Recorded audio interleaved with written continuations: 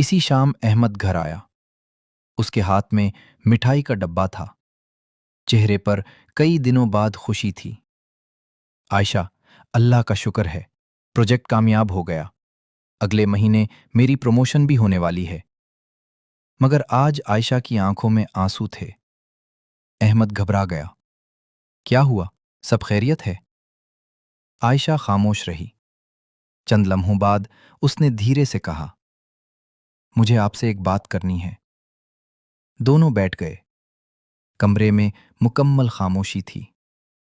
عائشہ نے کانپتی ہوئی آواز میں کہا، میں نے آپ پر شک کیا۔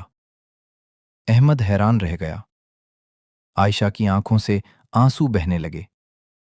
مجھے وہ پیغام ملا تھا، پھر میں نے آپ کو کیفے میں سارا کے ساتھ دیکھا۔ میں نے ہر چیز کو غلط سمجھ لیا۔ کمرے میں چند لمحوں کے لیے خاموشی چھا گئی۔ احمد نے گہرا سانس لیا۔ اگر تم نے اسی دن مجھ سے پوچھ لیا ہوتا تو شاید ہم دونوں اتنے دن تک تکلیف میں نہ رہتے۔ عائشہ نے سر جھکا لیا۔ مجھے معاف کر دیں۔ احمد کچھ دیر خاموش رہا، پھر آہستہ سے بولا، غلطی صرف تمہاری نہیں تھی۔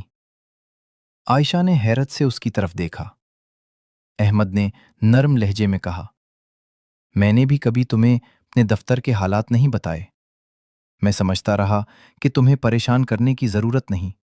شاید مجھے تمہیں ہر بات میں شریک رکھنا چاہیے تھا۔ یہ سنتے ہی عائشہ کی آنکھوں سے آنسو مزید بہنے لگے۔ اسی وقت چھوٹا ہادی کمرے میں آیا۔ اس نے دونوں کو خاموش بیٹھا دیکھا۔ وہ دوڑ کر دونوں کے درمیان بیٹھ گیا۔ اپنے ننھے ہاتھوں سے اس نے ایک ہاتھ امی کا اور دوسرا ہاتھ پاپا کا پکڑ لیا۔ معصوم لہجے میں بولا، اب آپ دونوں دوست بن گئے نا؟ احمد اور عائشہ ایک دوسرے کو دیکھ کر مسکرا دیے۔ کئی دنوں بعد ان کے چہروں پر حقیقی مسکراہٹ واپس آئی۔ احمد نے ہادی کو گود میں اٹھا لیا۔ عائشہ بھی ان کے قریب آ گئی۔